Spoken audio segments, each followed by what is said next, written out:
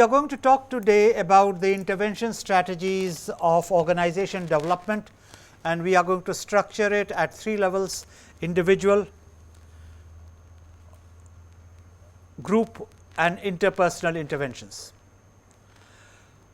We have maintained through these sessions that the important thing in organization management is not just to understand it, which it is, but the complete important activity includes interventions and getting it closer to where you want a system to be.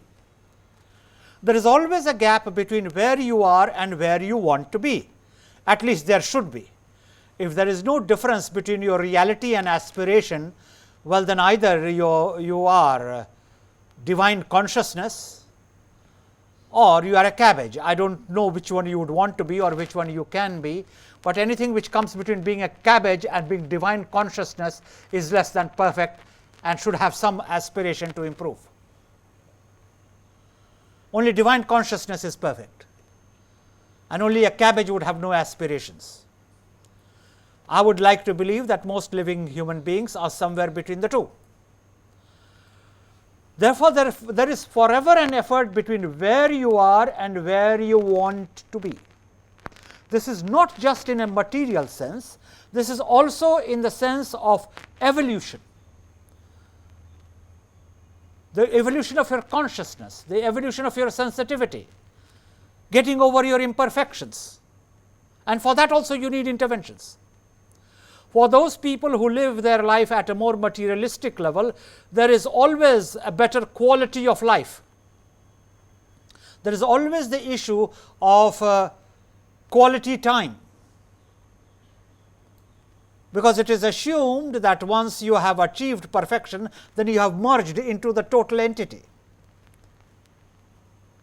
of the universal energy. So, it is necessary to understand what interventions can be about. How do you get to be a better person? How do you organize better interpersonal relationships? How do you organize better group functioning? And we are going to leave the more esoteric questions out of the discussion, because this is not really a session on philosophy, though a reference to it is necessary to understand what interventions are all about. We are going to focus more on the organizational aspects, and we are going to talk more of the way organizations function and the interventions which are needed, better organizations of already good organizations and or organizations which are not working very well. How do you improve them? So, that is what we are going to talk about. So, the focus is on yourself, because you can't really change anyone else. It is one of the false fantasies of people that they think they can change anyone. Nobody changes anyone. People change only when they wish to change themselves, and please take it as an axiom. We do not have the time to discuss this paradigm, but the very fact of an instruction is you put across certain things as a paradigm and you accept that as a platform for further discussion. So, how do you get to be a better person? Because it is only a better person who will make a better manager. You can't be a better manager without being a better human being. It is utterly impossible. And what may appear as a successful manager may not be that much of a success, because it will not be enduring success. So, again, the second hypothesis, and that is a paradigm which has to be accepted. You can't be a good manager without being a good human being, and this is not open to discussion. The second issue which then arises is, since all of us are gregarious animals, and that is one of the definitions of the Homo sapien, you need people. Solitary confinement does not lead to organizational life, and all of us need an organizational life. There is the story of a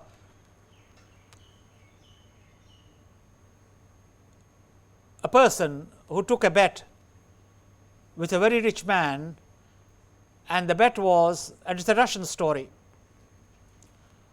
done by Anton Chekhov.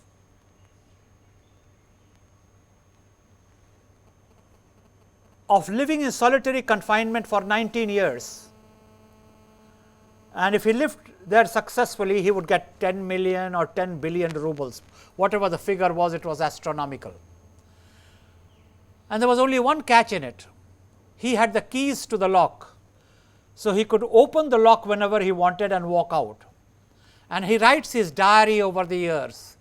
And the first year he spends gloating about what he would do with the 10,000 million rubles or trillion rubles, whatever the figure was. As I said, the only thing to remember is astronomical. And then he graduates to another mental level and he wonders whether that was the best use of money. Then yet there is another level and he wants to spend it for social good, for something which would be enduring, something which would make him immortal. And gradually he realizes that nothing is worth chasing. And by the time he is in the 19th year, he says, what am I going to do with all this money? It is of no use. And just one day before he is to complete 19 years, he opens his own lock and walks away with a note written. And the note read, you can do whatever you want with the money. You deserve that money. I have no use of it. I think I have been made a better human being by these years of solitary confinement, and I know what reality is. If ultimately then a philosophical evolution gives to you the meaninglessness of life, then that's another paradigm altogether. But beyond making of a better person, there are the issues of interpersonal dynamics, because people need company. People can't be alone. And that story I consider very powerful, because it brings out what solitary confinement, what solitude does to a person. So we are talking of the normal human beings again who need company. And then finally there is the issue of group dynamics. All of us live in groups. Family is a group, the department is a group, the division is a group, the organization is a group, and ultimately your happiness is determined by the way you relate to the group. You may choose to resist it. You may choose to reform it. You may choose to fall in place. You may choose to follow the more powerful man and get your things done. But in each case, the balance sheet is roughly the same. There is a lot of unhappiness, there is a lot of happiness. And no matter how you play it, there will be certain things making you totally unhappy. And of course, some happiness will come your way. Life, as somebody once explained to me, is forever a mixed bag. So whatever you do in life, it's a mixed bag. There are some pluses and there are some minuses. When you talk of intervention strategies, you are always thinking of instruments which make the situation better to your liking. So this session is devoted to instruments of intervention, which is why it's called intervention strategies for organization development, individual, group and interpersonal interventions. And I'm going to talk specifically of the interventions. I'm not going to talk of philosophy anymore. Though it's important to understand that all good management is always good philosophy. There is no such thing as good management with no good philosophy.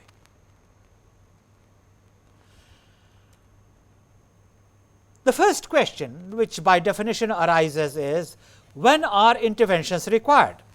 Now, the interventions are required whenever there is a technology assessment and diversification. You change the nature of technology, you upgrade technology, and you need an intervention. Because this takes us to one of the key theories of organization management, the socio-technical system.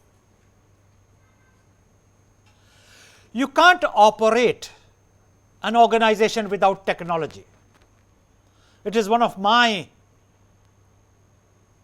assumptions that all organizations, and please note my emphasis, all organizations either are technologically driven or technologically determined. You can't run an organization without technology. You have got to learn to live with technology. Now, whether you are for it, against it, whether you are denying it, whether you are loving it, is a matter of personal choice, but it will be there.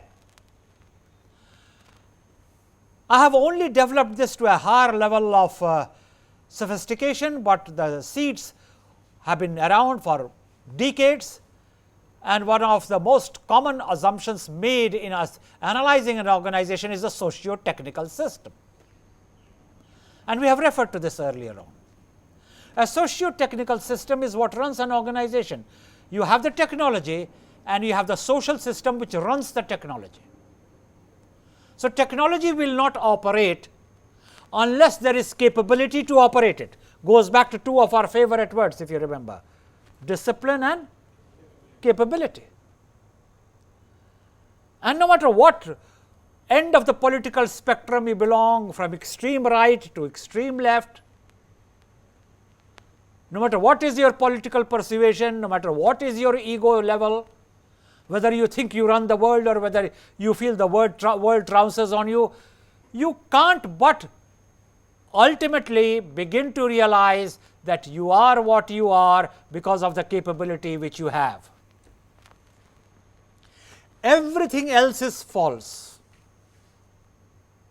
and this cannot be repeated often enough. Everything else, including your father's surname which you may carry, and he may be the most powerful man on the planet, will be at the end of the day only a good passport. So, being a part of the decision making process, being a part of the political process, getting a patron saint for you, getting whatever works, but it goes only so far, no further. At the end of the day, you will be standing on the two legs God gave you. And at the end of the day, you are worth what your capabilities are. The rest may carry you forward for a few minutes, for a few hours, for a few months. It may be even carry you forward for a few years. So, there is no question of inheriting a legacy only because you are born into a family. You will have to maintain that legacy.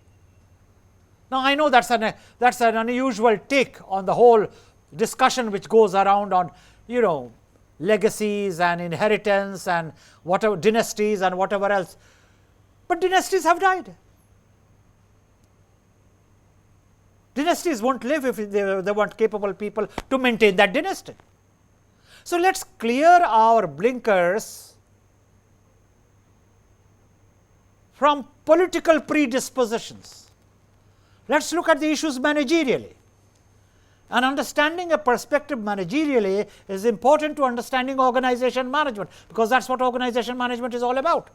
So, my first submission to you is intervention is necessary whenever technology changes. Technology may change because of many reasons. Technology may change because the source of energy has changed. It may have moved from fossil fuels to renewable sources of energy. It may have moved from one kind of material to another kind of material. It may have moved from one kind of flow of material in the manufacturing process to another kind of flow. And I do not want to convert this into a session on how many different types of technology there can be. But one thing which you should be knowing,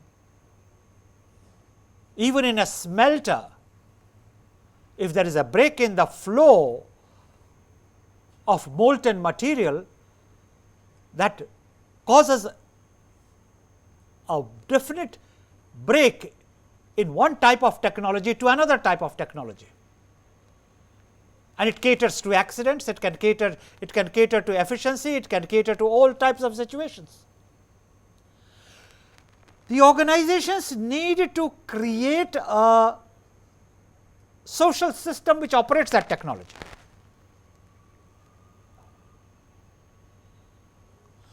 So, whenever you change a technology, you change the intervention system. The second is continual changes. Change are inherent. Take away 10 years from whatever is your age today and you will see the change in you. Your physical structure would have changed, your dietary habits would have changed, your diurnal habits would have changed. By diurnal, I mean daily habits. You may be looking more handsome, you may be looking less handsome, but you will not be looking the same. So, how do you move the inert to the live? By an intervention. For those of you who know Bombay, there was a time when Worli was nothing more than a middle class habitat with a lot of textile mills. And these textile mills, in their turn, employed a lot of workers. And because of these workers, there was a huge human population there, which supplied labor to the domestic use. The social composition of Worli was different. Then came the Datta Samant strike, and a lot of mills there were closed down. The numbers vary from 80 to over 100. And the social composition of Worli began to change. Not only did it begin to change, but all the mills disappeared. And the mills were, many of them were pulled down, converted into real estate. And you saw towers coming up. And next to the Pedder Road, the high and mighty started moving in there. With the result that today, for a very large social segment of Worli, no domestic servants are available unless you are providing them accommodation, unless they are settled in the same building, and unless you are paying them far more than your grandmother ever paid.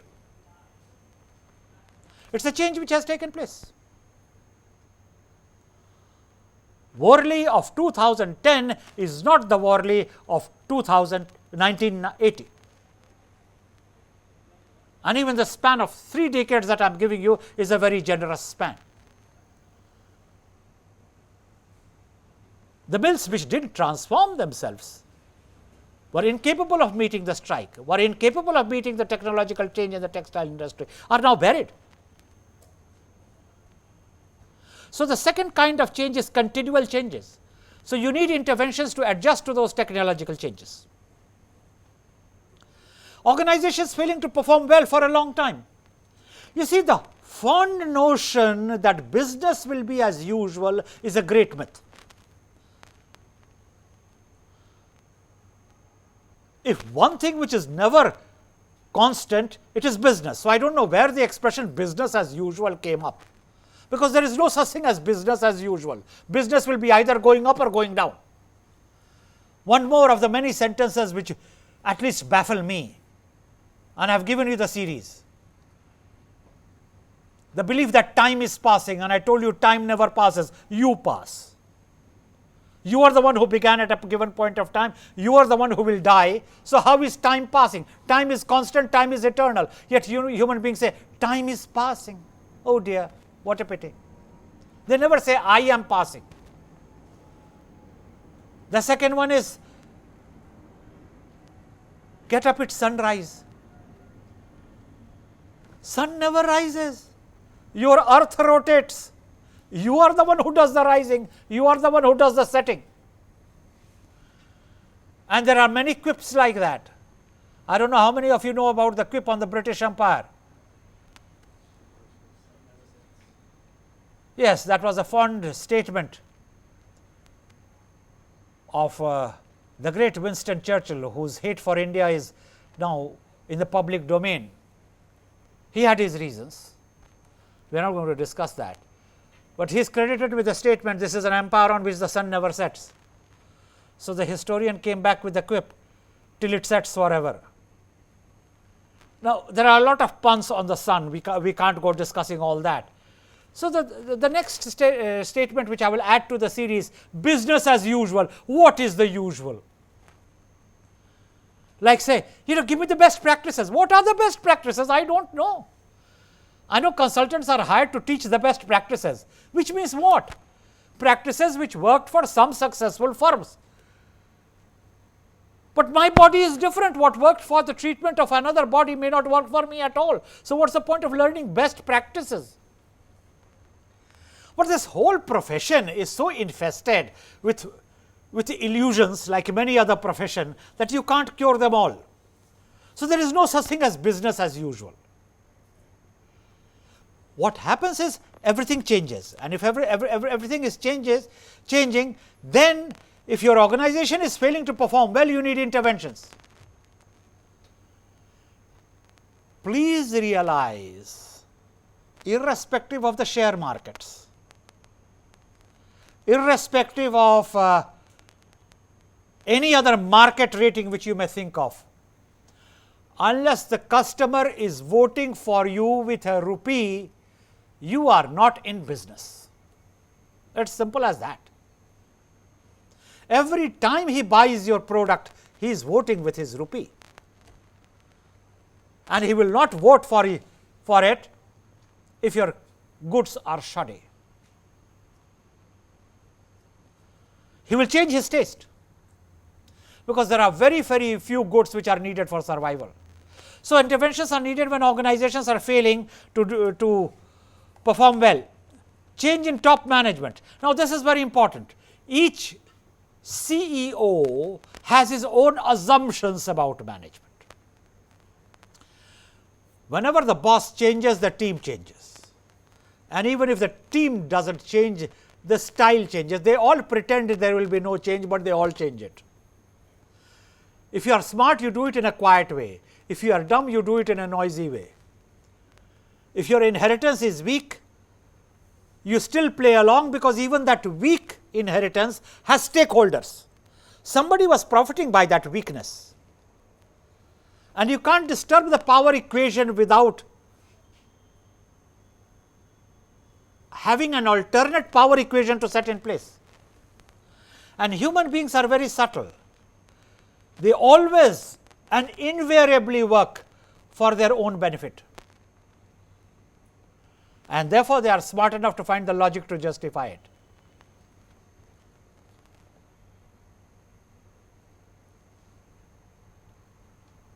There was a wise gentleman who once quipped to me on a decision which he wanted to take, and I had some doubts about. And I told him, sir, don't you think the rules will not permit it? He says, rules? What are you talking about? Rules are made to keep out those whom we do not want. Anyone who is powerful really does what he wants, and he does it legally. He finds exceptions, he justifies it, will say it is in public interest, will say this is what the situation demands. He will say the times have changed, therefore, the rules have to be redrafted. Ultimately, if you go back to something which I was telling you in the previous session, whether you choose from Marx or Freud or Adler, Mr. Adler is always there. Even in a Freudian relationship, you want to dominate your partner, and you want to dominate your partner in very subtle and not so subtle ways. It is there in all literatures. I know Sanskrit is banned as a classical language, it is not even recognized, but notwithstanding that, Sanskrit has survived for over 10,000 years and will survive for many millennia more. It has some literature which has an edifying influence as only Sanskrit literature could have. It could only compare with Greek or Latin literature there. And you read Kalidas in Ritu Sanghar, you would know what Freud is all about. And you see the power syndrome coming in. So, ultimately who writes the rules? It is the powerful who write the rules. How many people have considered that India's dominance in hockey started declining the day a group of countries got together and rewrote the rules of the game? Nobody realized it. And Indians were as usual discussing religion, caste, community, who is the bada sahab of the locality, who is the bada admi. I mean, God bless us. And the carpet was pulled beneath our feet, and after having won the Olympic medal for n number of times, we discovered we didn't even figure in the select list. The rules had been changed. And please remember, rules are always written by the powerful. Organization management is also a dynamics which focuses on the power game. What becomes legal? What the rule says. Who writes the rules? The powerful writes the rule. And what will the powerful write? What it suits him. Therefore, the struggle is to fill that slot. And you will notice, as usual, I am struggling assiduously from desisting from striking any value judgment. All of you will decide for yourselves. All of you would decide for yourself whether this is something right or this is something wrong. All of you will decide for yourself what side of the game you want to be in. All of you will decide for yourself how you want to bat, but bat you will have to. Then, as I was talking to you about change in top management, attrition of key persons. The key person goes, style changes. And we have already referred to style and structure in a previous session. In a nutshell, interventions are required when some goals are not being met and when there are some unwanted symptoms. This is the definition which sums up all that has been elaborated so far. An intervention is required when some goals are not being met and when there are some unwanted symptoms. Then you select an intervention which has to do with the malaise or the situation, as it is called in management, that you seek to improve. And how do you improve that situation? You improve that situation by a synergy between the diagnosis of the problem and the competencies of the intervention strategies. Even there is a competency requirement.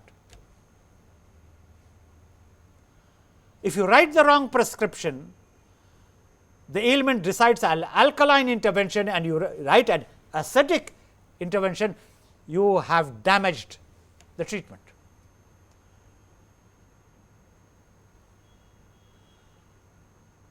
Last evening, a CEO of a major private sector conglomerate was talking to me, has been having trouble with the lungs. And the issue was very simple. He had urinary tract infection. Went for treatment, obviously with the most competent people, was given a series of antibiotics. The dosage was improper. It left patches on the lungs. Now, to treat those patches on the lungs, he has to continue with the treatment of antibiotics, which if he continues, the lungs will get perforated. Now, you do not have to know medicine to understand what I am talking about. What you have to understand is, and the message is, if you do not diagnose a problem properly, the intervention can be counterproductive. Even if it is technically correct, the quantum is important. I know of another case, somebody underwent a treatment for typhoid. Overdosage caused impaired hearing. And I am sure all of you know what happened with wrong diagnosis or wrong medicine or wrong dosage or bad dosage. Now, many of us are votaries of allopathic system of medicine, and like in anything else, I would say God bless you. I bless anyone who wants to do a thing and says, yes, I want to do it. You have every right to experiment with yourself. That is the only right you have fundamentally, to keep experimenting, but then be prepared to pay the price for it. Because nature comes back with a vengeance, and then you get punished or rewarded as per what you did. If only human beings realized the consequences of their acts, they would, in many cases. And even if only if people realize the consequences of their act, they would, because they would see the benefits. It is only when one does not understand the consequences that one takes the fatal step, which almost and often verges on self-destruction. So, ultimately it goes back to the truth which I was trying to emphasize in the beginning. Ultimately, you are your own evidence, you are your own testimony, you are your own victim, and you are your own victim. Nobody is going to pay for what you did, save you. And if your attitude about your own acts is, it doesn't matter, sure, go ahead, see what the consequences would be. So, if this is the intervention philosophy, you will have to understand first and foremost which are the goals which are not being met and which are the unwanted symptoms. The interventions have specific activities that result from the process of diagnosis and feedback. I have just explained that. Is any defect directed towards improving organizational effectiveness that disrupts an organization's normal way of operating? Now, if this is so, you have already got a diagnosis of altering things towards what they should be. It sometimes involves consultants from outside the organization. More often than not, consultants are butt end of the jokes, not because they do a bad job invariably, but there are many people within the organizations who believe they know the organizations better than the outsiders do. In fact, it would be a good idea for anybody who is a consultant, who aspires to be a consultant, not to walk into a consulting relationship unless he is absolutely sure that the organization is going to be receptive, because knowledge-ware is the only ware to which everyone lays claims, and everyone is accepted with those claims depending upon the kind of promotion he can make for his own skills. To just take the discussion further, it will be useful to refer to some other scholars in this context. And Chris Argyris said, to intervene is to enter into an ongoing system of relationship to come between or among persons, groups or objects for the purposes of helping them. What is left unstated is helping them to improve. Requirements for successful interventions are the intervener must have valid and useful information. He must have free choice. You can't hire a consultant to write out the prescription which is on your mind. In fact, an intervention initiator should have the choice of initiating that intervention if he is to be effective. You can't write the prescription for him. And of course, there has to be an internal commitment that you want to make it work. He may write whatever prescription you want. If you don't take the medicine, you can't hold the consultant responsible. So, there is always an issue of trying to understand what was your response to the prescription given to you.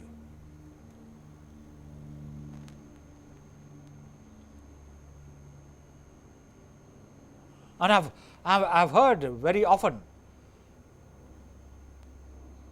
and by very often I mean oftener than I would like to hear it, CEOs of organizations telling the consultant, your consultancy has done me no good. Now, that is a pretext for not making the payment. Fine. What is not written is, did you follow the prescription? Did you give it a try? So, this is a very dicey area. Who initiates the intervention? Who carries it forward? Who is responsible for the adequacy of the intervention? Unfortunately, areas of thought which are not very often given the attention which they should. So, intervention strategies cannot be just a toolbox. Intervention strategies are also an application, and there are certain prerequisites and consequences of that application, and that again is a behavioral issue. So, do not listen to the instruments as I elaborate them to you merely as equations, a toolbox. It is not open to everyone for using the toolbox. You need certain felicity to use that toolbox. It is not everyone's game, and I will be only selecting a brief list which can be covered within the time frame. It is not as if these are the only interventions and there are no other interventions possible. But before we get there, it is important to understand what intervention is supposed to do. Interventions aim at fulfilling organizational goals relating to the three dimensions of organizational effectiveness: task dimension, behavioral dimension, adaptation capabilities. Through interventions, you can alter the nature of the tasks. Through interventions, you can alter people's behavior on the job. You will not create a new man, but you can alter his behavior on the job. Like for example, people come late, you shut the door, people get the message, they do not come. Now, it is important to understand they have not been cured of coming late. Given half an opportunity, they will again be late. But what you have done is improve the organizational dimension, and those who come late do not disrupt the people's work who were on time. Therefore, it is a qualitative improvement. An illustration to say that you can alter the behavioral dimensions. But while talking of behavioral dimensions, you have noticed that I was quick to say people's behavior can be changed with reference to the tasks at hand, and that is worth a shot. Then adaptation of capabilities. You have to learn to grow. Growth is inherent to survival.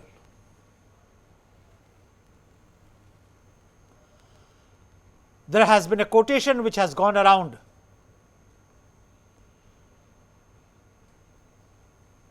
And you know from which movie.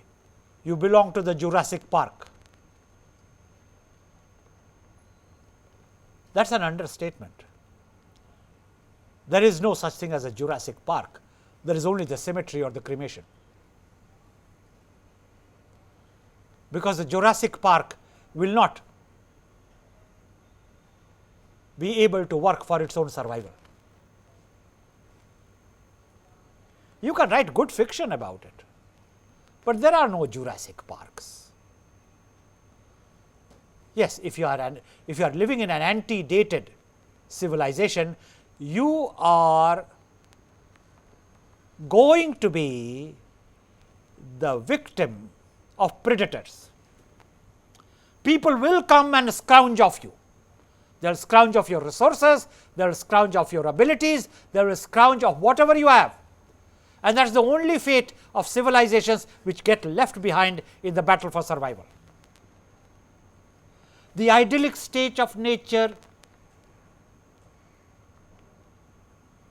where the prehistoric animals still walked, and I do not want to name any of them because I respect them all, they went extinct because they became irrelevant.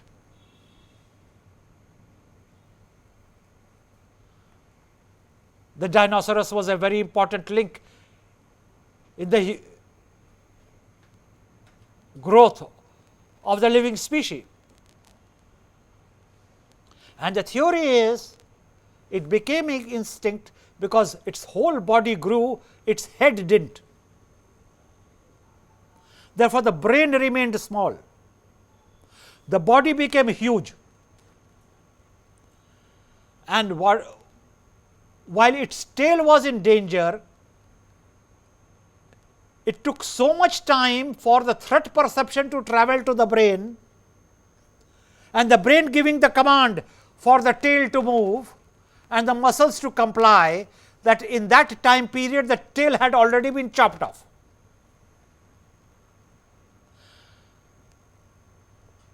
Now, is anyone surprised that you do not find them anymore around?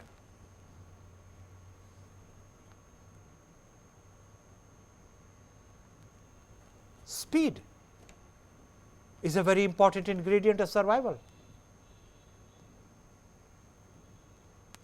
If you can fire 6 shots in the time another person is loading his gun, then the person who is loading the gun has no chance of a survival. So, you can't position yourself with reference to adaptation as per a philosophical choice.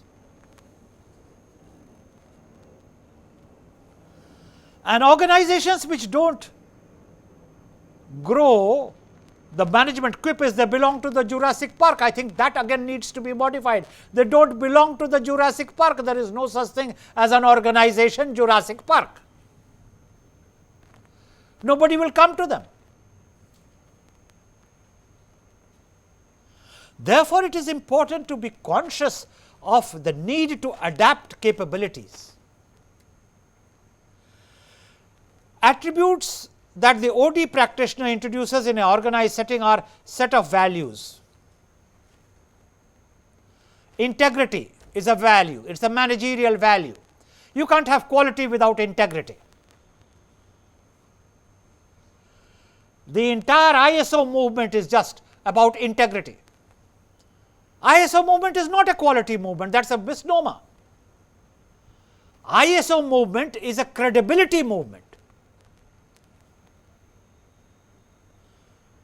Even if you are producing fifth rate stuff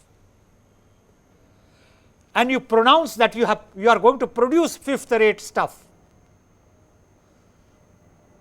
you will get your ISO certification. All they want is do what you say and say what you do. Good enough. And I think that is fair. At least you are fooling nobody. And if after proclaiming that you are making fifth rate stuff, people still want to buy you and your products, fair and square. You have earned your money. Set of assumptions. All of us have our set of assumptions on everything. From doesn't matter, it works, doesn't really affect the results, and every other thing, on every other dimension. Organization intervention is about healthy set of assumptions. And by healthy set of assumptions, I mean positive assumptions. By that I mean assumptions which create a better organization qualitatively. You are taught the right things. And what are the right things? Credibility, dependability, say what you do what you say, and the works. They intervene for personal and organizational goals. You cannot create goals beyond what the organization has given to itself. Organizational goals are sacrosanct. That is what the organizational choice was. And finally, it gives you a choice of variety of structures, activities, techniques.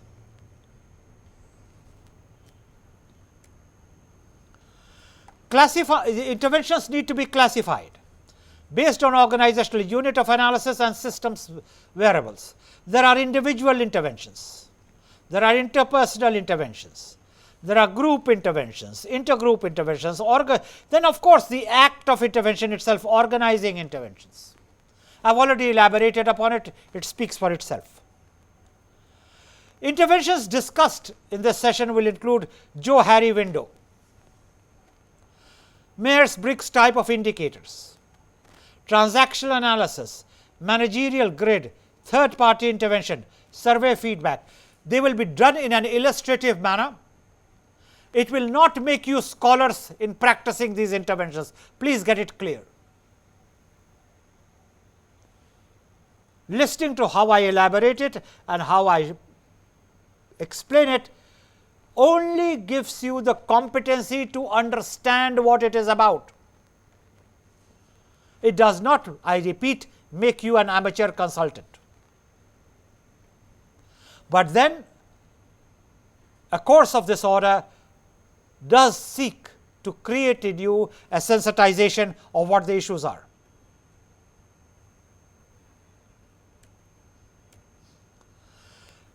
I will be also discussing the interventions which are related to the quality circles, small group activity and the Six Sigma task force, because this again is a very fashionable intervention.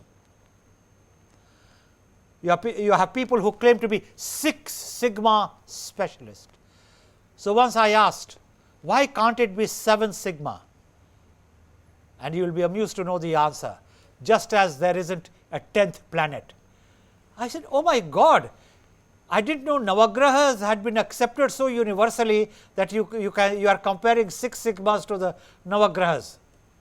I thought the entire scientific method was created to poo-poo astrology. He says, no. 6 sigma has proved that there are only 6. Whether they will remain 6 or become 9, I have no means of predicting. I was not trained into astrology, but I can only teach you 6 sigma the way the masters of 6 sigma claim they practice it. Let us get to the Johari window. It was designed by Joe Luft and Harry Ingramin. I know there are very many puns which go about Johari Saab. I am not referring to any of it. I am referring to just Johari window, which is a combination of Joe and Harry spelt as H-A-R-I. It addresses the evaluation of the work group. It stresses the criticality of open and honest communication. You see, ultimately it keeps coming back to the same keywords. Everyone wants the other person to be open, everyone wants the other person to be honest, everyone wants the other person to have integrity, everyone wants the other person to be credible. Nobody wants to be oneself. And the reason is very simple, because one considers oneself smarter than the rest of the world put together. So, if you are smarter than the rest of the world put together, it is for the other person to be honest. You can get away with whatever, because you are so smart. I am sorry, I say that with utmost reverence, and I might say deference, because all of us lie. The difference is only on the quantum and the frequency. But I have yet to meet a person who doesn't lie. And what is the assumption of lying? The other person is an idiot, I am smarter than that, I will get away with it. Nobody would ever lie if he suspected that the other person is smarter and he will see through the lie.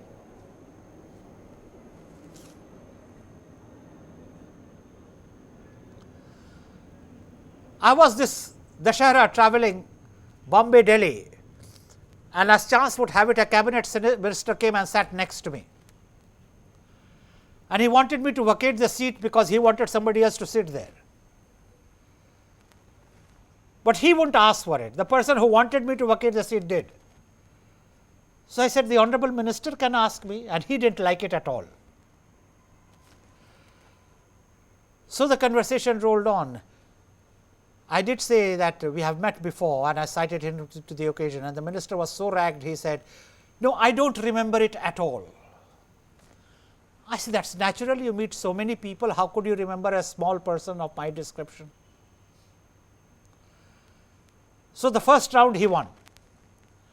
The second round, the person then came to him and said, sir, I have got a seat next to me on the 7th row, would you like to come behind? So the minister said, I'll think about it. So I said, look, sir, if it is so very important, I could happily go down. No, I don't want any help. So I said, okay. And then he went on to say, you see, actually, we weren't talking because I have been traveling. I have to travel. So 40 seconds later, I said, oh, I believe you will be traveling, so it's important for you to have the conversation. He says, no, I did not say I have to travel. I said, I have been traveling. There is a difference. I said, sorry sir, I sometimes do get my tense mixed up. To which he said, no, I was very clear. So I said, we had met in February. He said, do you mean to say that I have been traveling since February till now? I said, what are you getting worked up about? I don't understand. Where is this conversation leading us? Maybe it's all my mistake. I am so sorry. I said, that's all right. But I am quite sure what I said. And he just went on with that.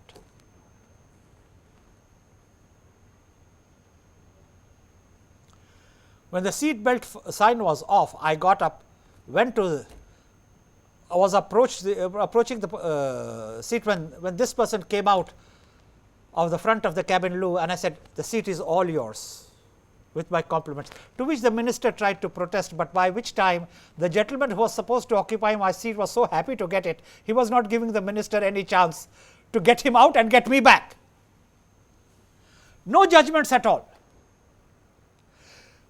but a narration to show how even the high and mighty of a land ultimately in a transaction work on the assumption, I am superior to you.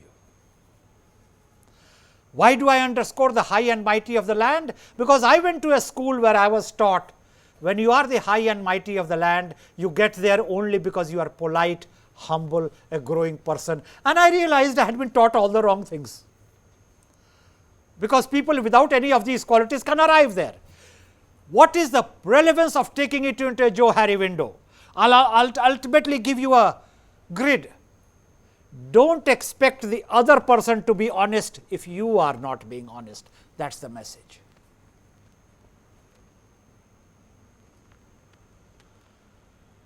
Don't expect the other person to disclose if you are not disclosing. Why do you think the other person is a fool? The other person doesn't know his tense, but you do. And in that very cabin, there was one ex-governor who had also a former cabinet minister and another serving governor. And I could see that the former cabinet minister and the governor was utterly without company. And when we got out at the Delhi airport, he didn't have a private vehicle. Wouldn't this cabinet minister reach that stage sooner or later? What am I saying? A certain cyclical view of life helps you to manage power far better.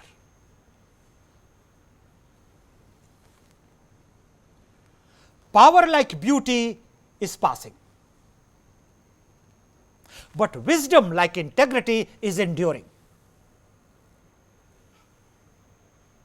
And at your stage of understanding organizations, I want to emphasize these principles into your getting to grasp what are the foundations of a sound organization.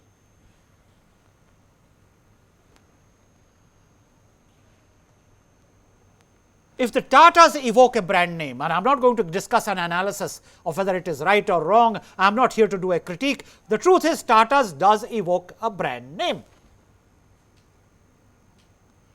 And if anyone were to ask what is it all about, the first word would be credibility. And for those of you who are aware of the pedigree of the house of Tatas, there is no such thing as the house of Tatas anymore. The name continues, but that's about all. What was the success of Hindustan Levers in this country at a time when multilaterals were not even born here? And I happen to be discussing this with an outstanding figure in the field of marketing, and I feel honored to go public in acknowledging my respect and regard for him, Dr. N.C.B. Nath.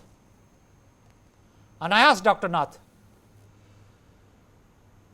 so what would be the defining characteristic of a Hindustan Levers executive as against any other executive of any other organization in India? If some creature from Mars arrived and in a cocktail conversation there were 3 people talking and it was his brief to identify the Hindustan Leavers man. And I have documented this conversation, it has been published. And Dr. Nath said, he appreciated the question and he said, you could trust the Hindustan Leavers man to give you an honest answer.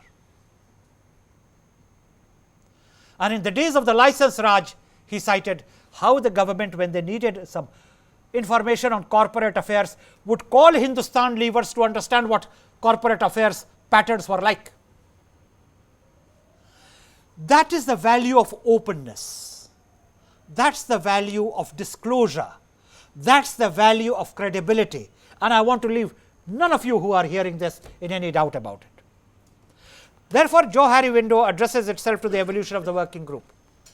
It stresses the criticality of open and honest communication.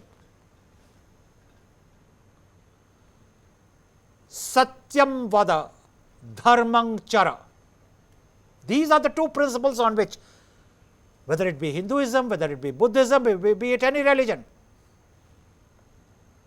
religions which have survived hundreds of years, believe me, have not survived because they walk on the sword. No, nothing would survive only if it walked on the sword.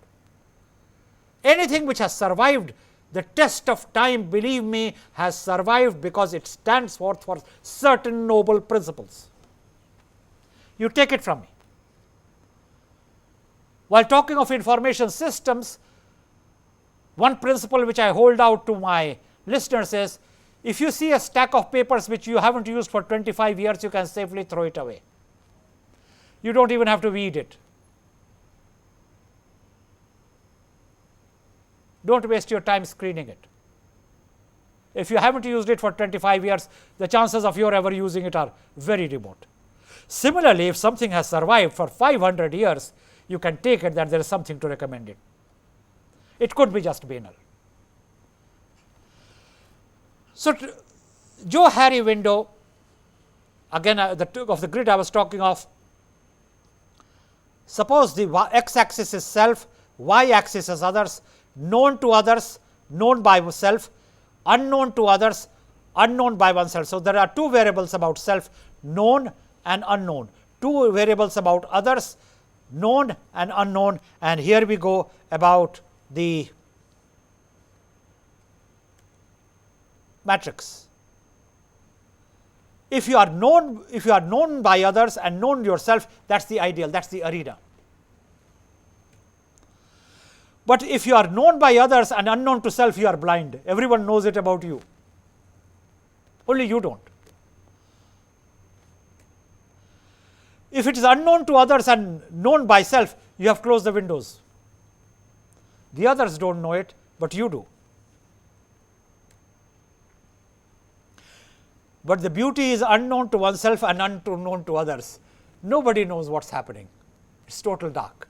So, the choice is between closed, dark, blind arena, and clearly the need to arrive is at the arena. It must be known to oneself and it must be known to others. That is what interpersonal interventions are all about.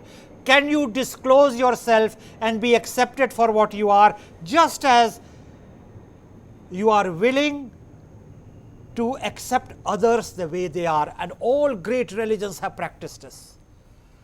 Ultimately, what do you say in the Durga Aarti? Yatha yogyam tatha kuru. Whatever it is that I deserve, so you do to me. What do you say in our Lord's Prayer?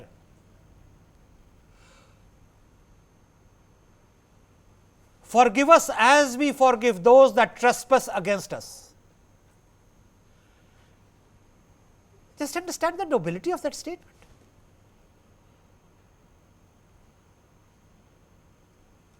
Forgive us as we forgive those that trespass against us. Yatha yogyam tatha kuru. And there is no way of becoming a better human being than total surrender. You can't claim. It leads to, again, back to a lot of philosophical underpinning for management thought. We don't have the time for it, but I wish you to understand that known by others and known by self is the ultimate revelation. Johari window is used to describe the evolution of work group. When people first meet, their public area or arena is small and closed ranges are large. Over time, however, more and more information moves from closed area to the arena. We will continue this discussion.